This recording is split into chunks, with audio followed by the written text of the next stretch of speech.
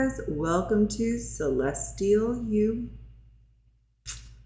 Today I actually wanted to talk deeply about manifestation. It's a topic that I think has been taught about in many different disciplines, in many different facets, but not necessarily always as a whole. And so I kind of wanted to break down what I have learned through different means and different studies that I've done on what manifestation is and how you can actually manifest, especially as an astrologer. And this gets into the topic of fate versus free will, which is one of my favorite topics ever, ever, ever. So stay tuned. Let's go. Okay, so we have many teachings for manifestation. I can think of Abraham Hicks, which, who is a wonderful channeler, the Esther Hicks, who, 10, 15 years ago was channeling about The Secret, that movie that came out, maybe it was even longer than that, 20 years ago. And a lot of those teachings to me are great teachings, but they're missing a piece. So with the teachings of Abraham Hicks, as I've seen it, and I have mad respect for this, basically, as you go through your life, you figure out what you do want from what contrast or negative encounters you have. And from that, you decide, well, I don't want this, I want this other thing. That's a very important lesson, because if you think about it, how do you even know what your values are unless somebody challenges those same values? You know that you have a certain principle once that principle is challenged, right? And then when you say, well, definitively, I don't want to have this experience again, that must mean my values don't align with it. Here are what my values actually are. So when you decide what you want in Abraham Hicks' teachings, that goes into a vortex. It goes into like sort of a depot of all the things you want that you don't yet have. And this can be related to your job, for example. You encounter some toxicity at the workplace, and you said, I never want to do that again. I want to do this other thing. So you place this piece of what you want to manifest into your vortex. And then the only job you have is to let that go and become the person and embody the energy of someone who has that thing which you want. So I'll give you an example. Really easy example of this is relationships. You have a romantic relationship, then you finally learn this is not what I want. And then so if you learn what you don't want, you learn what you do want. And you place that into your vortex, right? This is happening automatically. You kind of sort of depot this thing that you want, and then the universe will bring that to you once you become a match to it. So say you want to be with someone who's generous in nature and who doesn't take advantage of you, for example. If you're an empath and you don't want to be taken advantage of, you want to be with a giver because you're a giver, right? Well, you have to work on what kind of person would be in a relationship with a giver. It's actually not a person necessarily who also knows how to give. It's a person who knows how to receive, right? So you have to work on receiving. How do you receive? You accept help from others. You accept help. Even if it's hard for you, even if you feel like you're letting go of control by accepting help, you let other people help you. You accept gifts, you accept um, any sort of acknowledgement from others. You accept compliments without brushing them away or being overly humble. You just say, thank you. I appreciate you for saying that.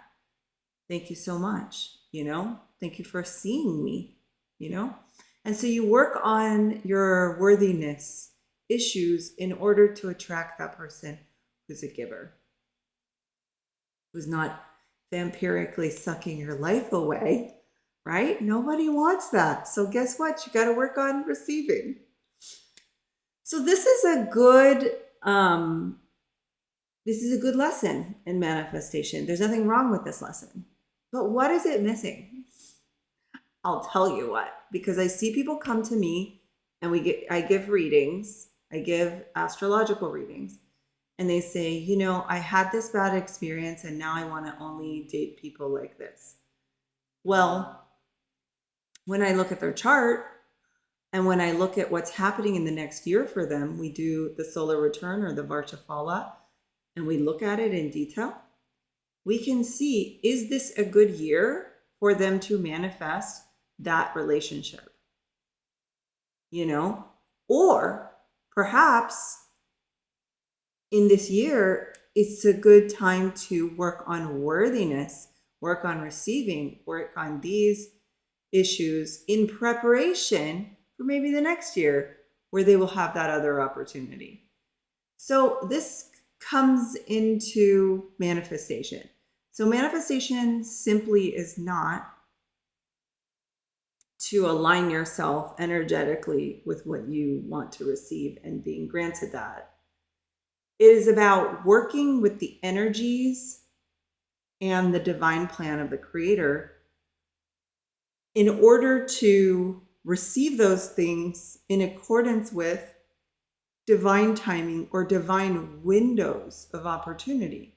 So if those windows of opportunity are not there, that's not going to manifest that year.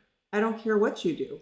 So that explains why one of the number one questions that manifestation coaches are going to receive is, I did everything you said, I've been working on myself, and yet nothing has occurred. How come I don't have my $1 million? How come I don't have my this, that, and that? And then the answer to that is, well, you're not a vibrational match to the thing you want to have, whether that's money, a partner, etc., a better job. And so what are you doing to achieve that?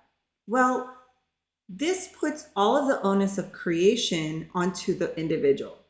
Like, you're the only one that's creating. You create your whole universe and nothing else.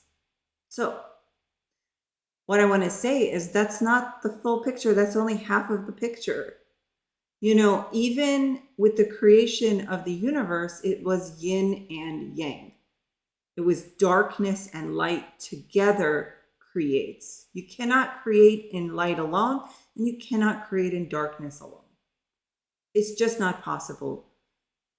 The way that this works in this universe is that we create with darkness, which is the world of possibilities, or the realm of everything is possible. And then we create with light, which is our ability to take action on what we want to manifest.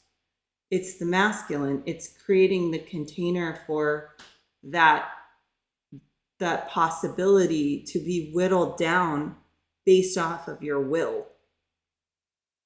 That's how I see it. So when we look at this and that person is saying, well, I didn't get this and I didn't get that, and I've been working on myself, what's going on? That's a question I get a lot. Like, as an astrologer, people are like, hey, I've been working really hard on this thing and it just hasn't come through. What's the deal? And we will look into the year that they're in, or maybe it's along their birthday, and we can look at the next year.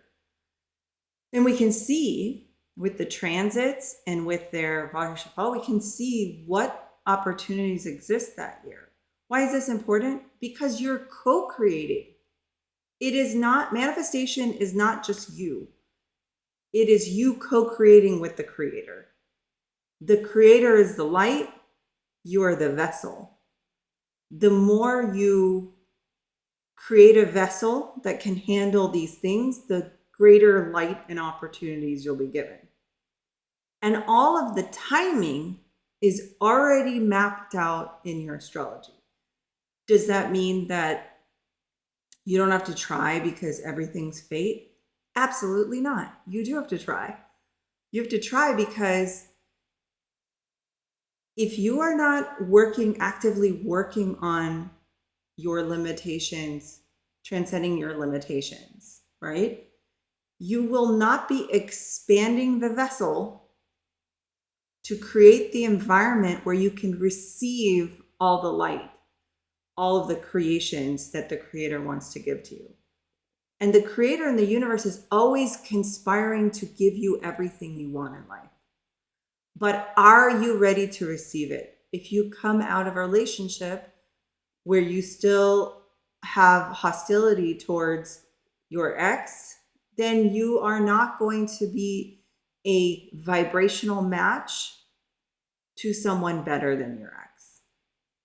Why? Because you're still engaging on that level. That's hard to hear, but that is the reason why you forgive. You do not forgive to make that person's life easier.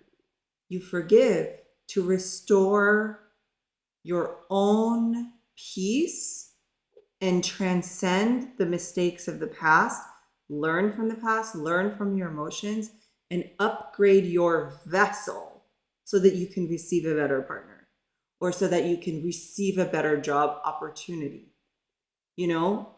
Act as if. This is another principle of manifestation. They always say, like, you need to go around as if you already have the thing you're looking for, because if you are in the vibration of unrequited, which is desire, which is I desire something I don't have, this is lack. That is a vibration of 125 out of 1,000 on the scale of consciousness. If you want to know more about the scale of consciousness, go to my website, go to Emotional Alchemy, sign in there, and then get your look at the vibrational revelations. They have the best scale of consciousness that I've seen, and they go into great detail. Just mad respect for that work. So if you look at that vibration of desire is antithetical to receiving, because in order to co-create, you've got to be at a level. If you want to co-create with the creator, you got to be at a level of love. Because 500, that's 500. So if you're at 125, unrequited desire, addiction, addicted to not having things, right? That's what that feels like. That's addiction. You're not going to manifest that thing.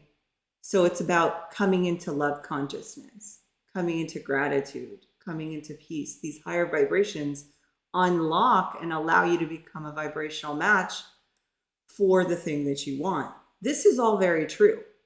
But the last piece of this is that ability to sort of, work with the creator's timing. The creator has divine timing. That's why when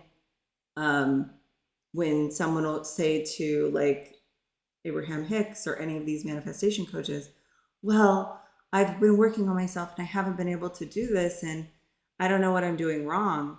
It's like, you're not doing anything wrong. They will say to you, well, there is such a thing as divine timing. And what is divine timing? Well, as an astrologer, I can see what that divine timing is, because at the time of your birth, all the opportunities are laid out for you year after year after year. This is based off of the calculations of your birth chart through time. And every opportunity that you are going to have exists the moment you're born.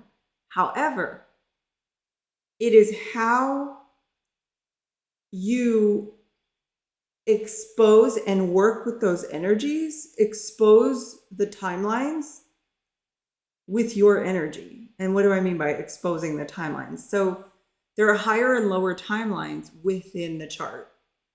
So a person could have a chart like Adolf Hitler, and they could potentially be one of the best people ever, or they could be a terrible genocidal maniac, right?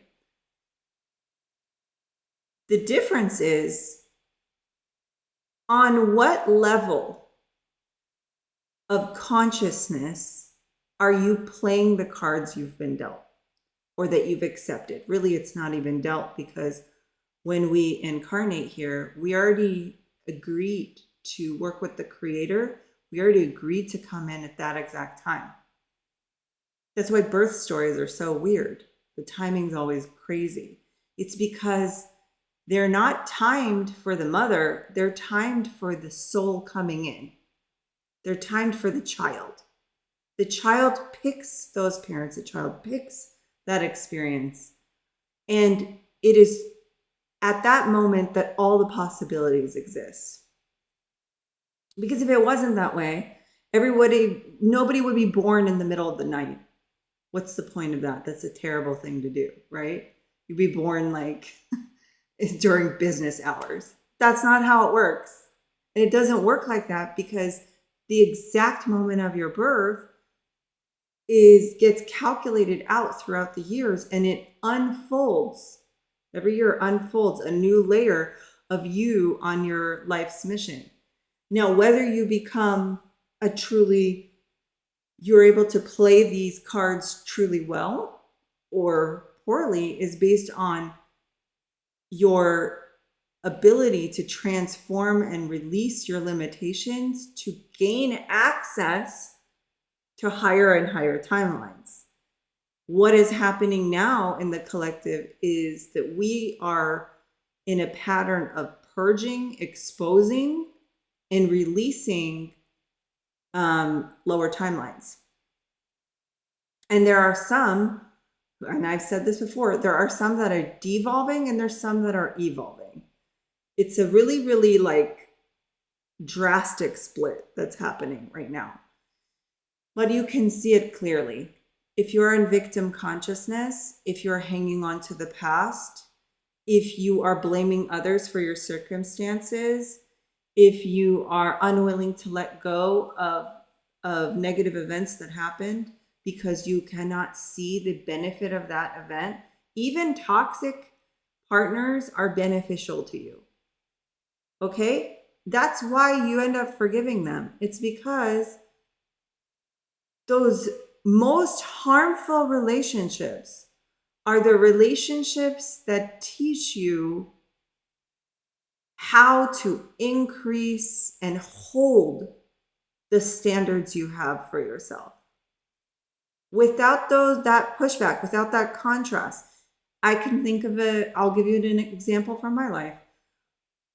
There was a time when I was working at the hospital as a pediatric kind of pharmacist, pediatric and adult pharmacist. And I remember I was getting my master's in leadership. I was disillusioned by what was happening in the hospitals. I thought that there wasn't good leadership there. And I was surprised to find that these people, didn't really have any education in leadership. So I decided to go get my master's in leadership at the time. The audacity, right? The director of pharmacy at the time had a meeting because I was asking for certain days off or certain schedules so that I could make my classes. I think it was like twice a week I had to go to a class. It was during nighttime, but the schedulers were basically angry with me for having the audacity to do this work or to try to take a course or better myself or anything like that. So I go to this meeting and all of the leadership is there. All the managers are there. The scheduler is there. from that hospital, which I will not name, but my friends will know. And the director was there, right?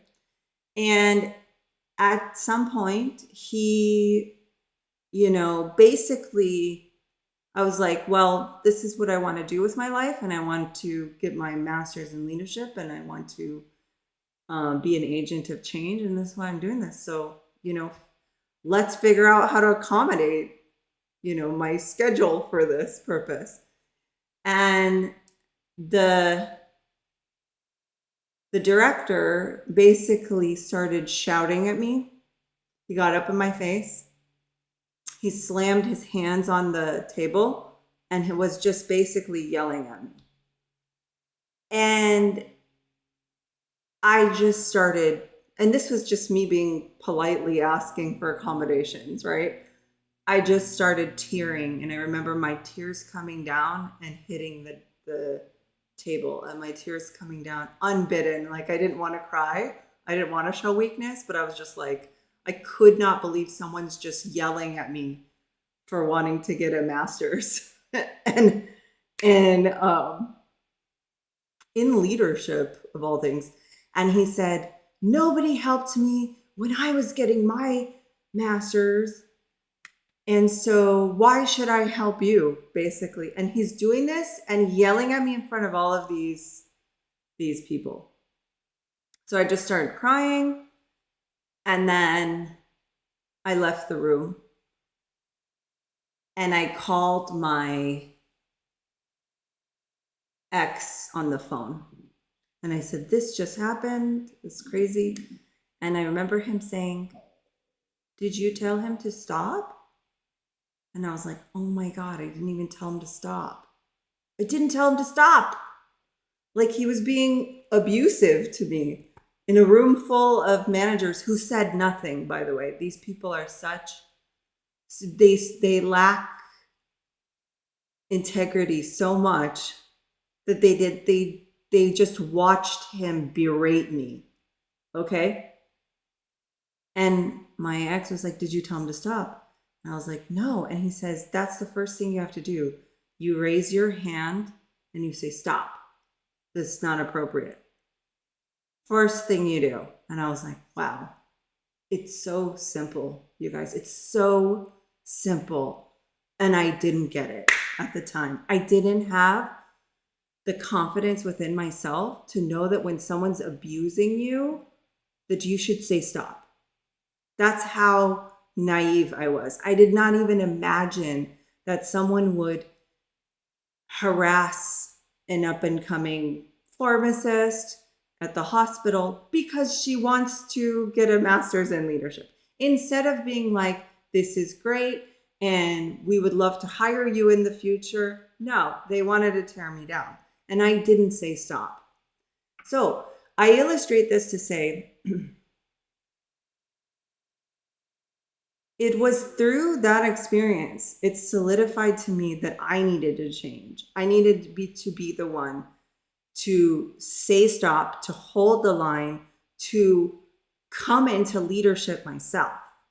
Because I saw the leadership around the table, and they actually had, they were incapable of treating someone with dignity. They would compromise themselves. And then later, that incident became something that solidified to me that no, you will not let someone treat you poorly. You will hold the line. You will tell them to stop, and you will make them stop. And that's kind of my attitude now.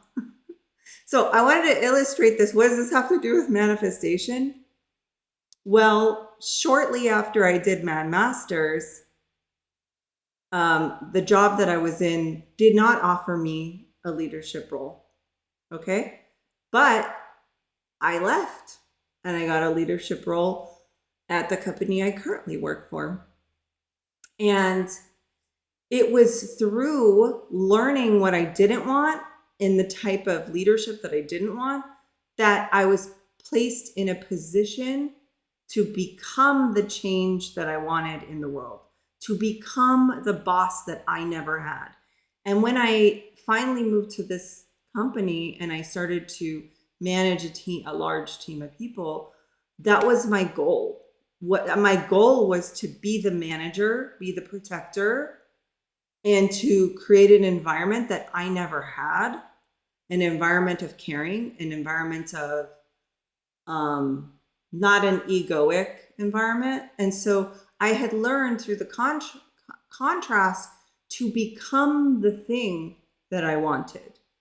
And so in a way, that's how that's how manifestation works. You have to become what you want, and then you become a match to it. But as far as the timing is according to the creator. We co-create.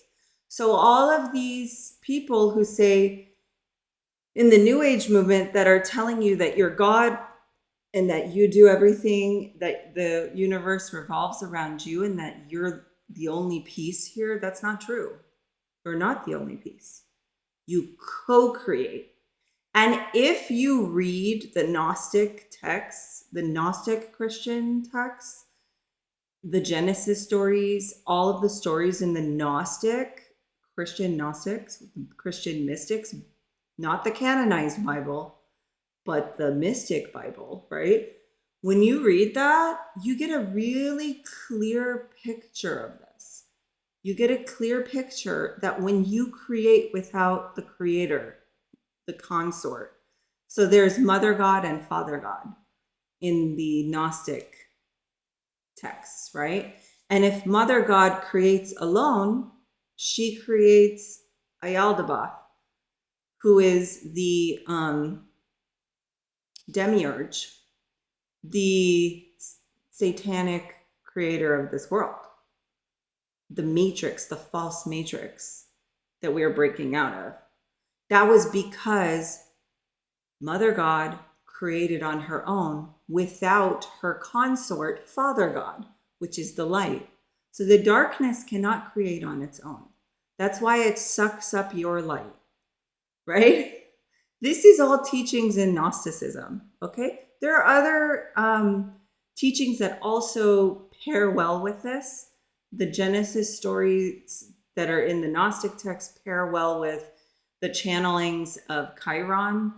It pairs well with other teachers that have taught similar concepts, that humanity is unique, that we are born into a world where there is quite a bit of darkness. I don't know if you guys know about all that. That's another topic for another day, which I want to go into, but I'm going to stick to manifestation today. The main point I want to get across to you is that you co-create with the creator, and the creator has your astrology and the timing worked out. And so instead of resisting the timeline and be like, why don't I have my thing now or whatever, you work with the creator, and when those opportunities come, you seize them. And then that's free will and fate kind of working together. This is you exerting your free will, is the extent to which you can live and have access to higher timelines within the creator's plan for you. The timing. So these, if, you know, when I got my new job, it was time for me to get my new job. And oddly enough, I still had another semester of school, but I got the job before I even graduated. Okay, why is that? Well, I was sick and tired of these crazy people that I was working with. Maybe I shouldn't refer to them that way, but these poor leaders. And I wanted to leave that job more than anything else.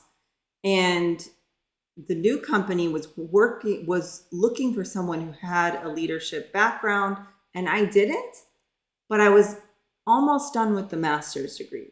So they took a chance on me because I was getting educated in this field. And then I worked probably a decade in that role successfully. And so I would not have gotten that job if it was not on the path of the creator to give me an opportunity for that job. If I had also not taken the initiative to take the course and to change my life. And really that goes actually back to 2012 when I had my thyroid removed. I have a scar here, right? I was not speaking my truth. So I had cancer in my thyroid, right? So I'm part of the cutthroat club, is what I like to say. I'm a cutthroat. But why? Well, I ended up getting that master's degree after I had 2 surgeries back to back. I had my inflammatory bowel surgery and I had my cutthroat, my thyroidectomy. And so these events, the inflammatory bowel disease, that actually launched me into applying for that master's program. But I had already developed cancer in my thyroid at that time. But why? The throat is responsible for your truth, right? So you could say, oh, these are terrible events, right? These are terrible things that happen to you. And if you look at it that way, it is. But also through each step, I was being shown what is inauthentic for me. Is it inauthentic for me to just sit here and go to work at the hospital and see them prescribe 1 billion drugs for every patient and not get good results because they're using polypharmacy? Would that, and just stay silent, or get out of that business, go to another business, and eventually make my way into something that I felt was more authentic. And so each of us is in a timeline to come to our greatest fulfillment. And the creator wants you to be fulfilled. The creator is trying to create a situation where you will be on the highest path, the path of your highest fulfillment. And the only thing standing in the way of that is not necessarily your ability to declare what you want, although that's important. And that's a part of classic manifestation techniques, to declare what you want. But that's not it. It's becoming the person that aligns to that. It's choosing the higher timeline. It's choosing to forgive. It's choosing to use discernment. It's choosing to not tolerate things. It's choosing to say stop when you need to say stop.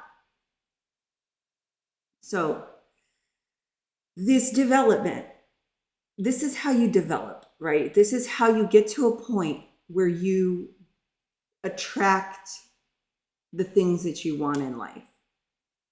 Manifestation is not simply about doing rituals. Right now it's the Scorpio full moon. It's not about that. Yes, it's a good idea to shed all of the bullshit and the things that are limiting you mentally, for sure.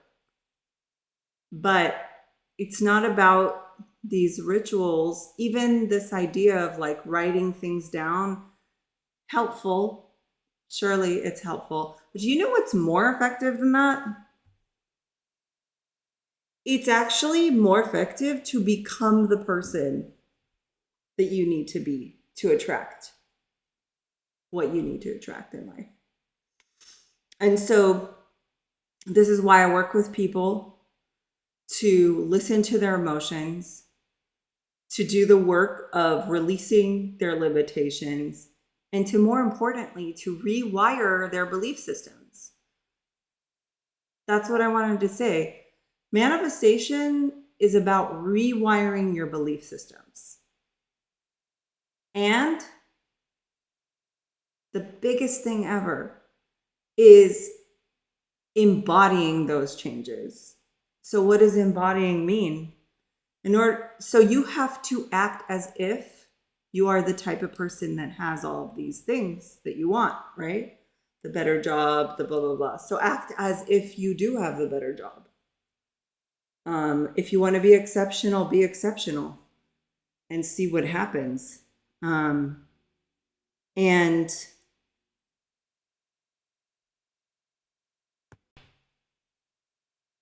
so never discount the value of working on yourself in this regard.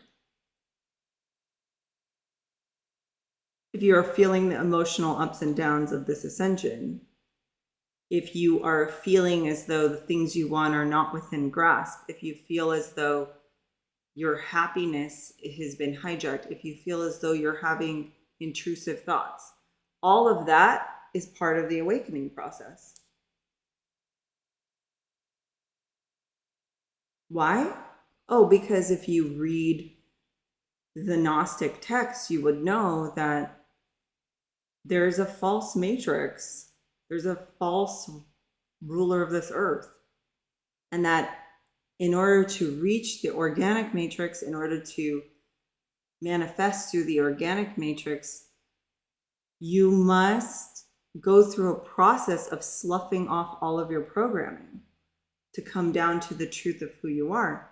You may even have to cut things out. I don't recommend cutting your organs out, by the way. I think there's a better way to do this. And I'll always advocate for that. But by the way, even if you cut your organs out, you're still going to have these underlying energetic blocks. So it's more important for you to do the emotional work, the energetic work. This is what I work on with my clients in Emotional Alchemy. So check it out. It's on my website through the Emotional Alchemy tab. Just go ahead and register and you can get access to the guide, Emotional Alchemy guide. And I do emotional alchemy sessions. This is the way, reading your astrology, you'll know the timing. You'll know when it's appropriate for you to be like, oh, okay, actually, maybe I should be open to dating someone this year. Or maybe I shouldn't be open to dating someone this year because that opportunity is not within the chart.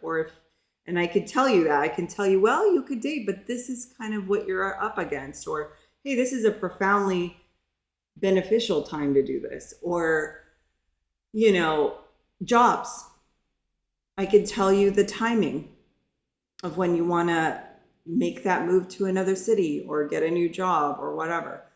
But these things are not as, I would say, well, they're just as important, but they're only half the equation. So your astrology is only half the equation.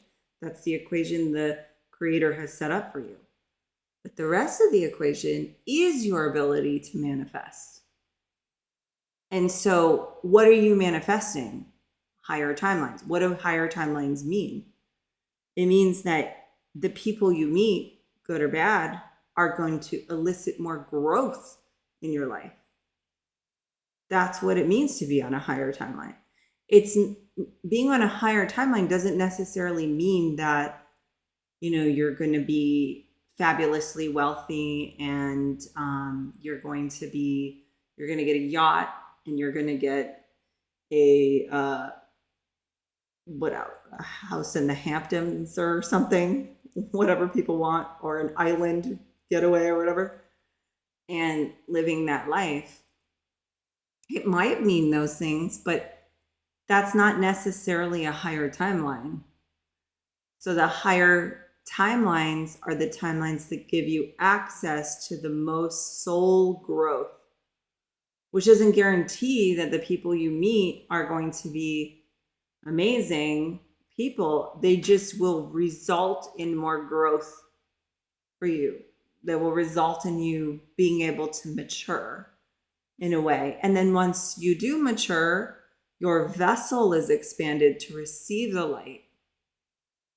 And the creator does have planned for you these things to receive, but whether you receive them or not is based on whether you have expanded yourself to receive those things through the lessons, through the release of limitations, through the work of emotional alchemy.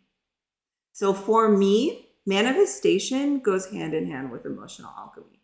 The work that you're doing in emotional alchemy and the work of the creator combine to give you a path of highest fulfillment. And that's how manifestation works.